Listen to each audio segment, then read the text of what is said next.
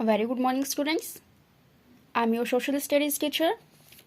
आज की क्लास में हम हमारा chapter 3 the age of machine, इस चैप्टर को आपके साथ डिस्कस करेंगे। इस चैप्टर का ऑलमोस्ट हम आपके साथ डिस्कस कर चुके हैं।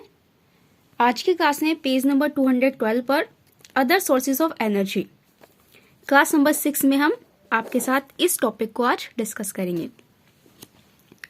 All form of energy are stored in different ways. Energy के जो सभी फॉर्म्स हैं, अलग अलग तरह के जो फॉर्म्स हैं एनर्जी के, उन सभी को अलग अलग तरीके से स्टोर किया जाता है in the energy sources that we use every day.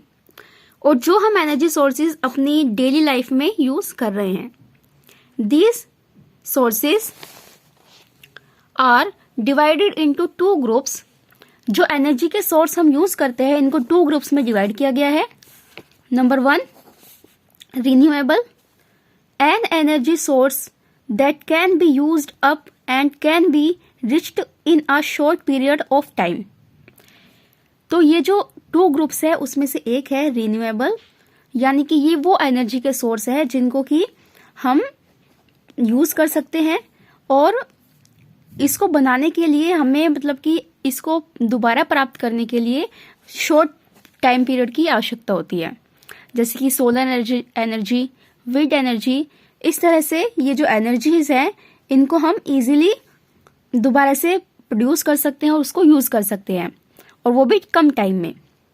Next है जो नंबर 2 है, non renewable energy, energy source that we are using. ये वो एनर्जी सोर्स है and can not be reached in a short period of time, जिनको कि हम use करते हैं लेकिन इनको हम जो है एक शॉर्ट टाइम पीरियड में दोबारा से प्राप्त नहीं कर सकते।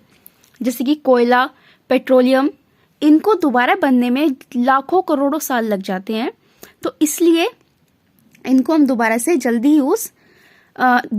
जल्दी से हम इसको प्राप्त नहीं कर सकते। तो ये दो टाइप थे, रिन्यूएबल और non renewable. Next, renewable and non-renewable energy sources can be used to produce secondary energy sources including electricity and hydrogen.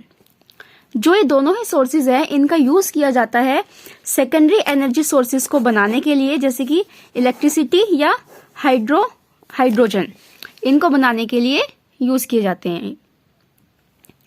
Next paragraph, wood, कोयला, petroleum, natural gas and water are the main sources of energy.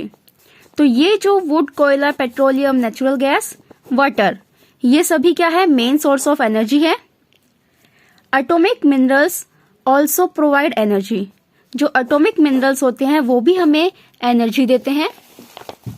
Next paragraph, the fossil fuels means जो कि जैसे कि कोयला, petroleum, ये जो है ये फॉसिल फ्यूल्स होते हैं, आर डिपेंडिंग वेरी फास्ट।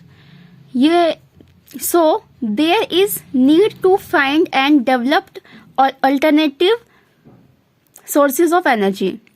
जो ये फॉसिल फ्यूल्स है ये जो है बहुत जल्दी से खत्म हो रहे हैं, तो इसके लिए हमें इसका एक अल्टरनेटिव यानी कि दूसरा विकल्प ढूंढना चाहिए एनर्जी को यूज करने का, ताकि हम फॉसिल फ्यूल को सेव कर सकें। Electricity from water is already being trapped. जैसे कि हम इलेक्ट्रिसिटी बनाते हैं वाटर के थ्रू, जो इलेक्ट्रिसिटी बनती है वो एक तरीका है कि हम फॉसिल फ्यूल को सेव कर सकते हैं। Sun and wind are the other sources of energy. Sun और विंड जो है यानी कि सूरज की रोशनी या सूरज और हवा, ये भी हमारे एनर्जी के सोर्स हैं।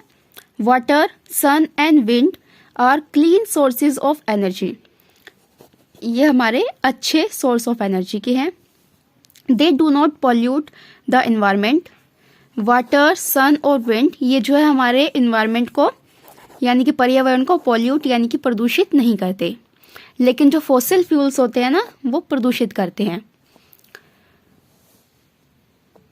Moreover these are inexecutable sources of energy.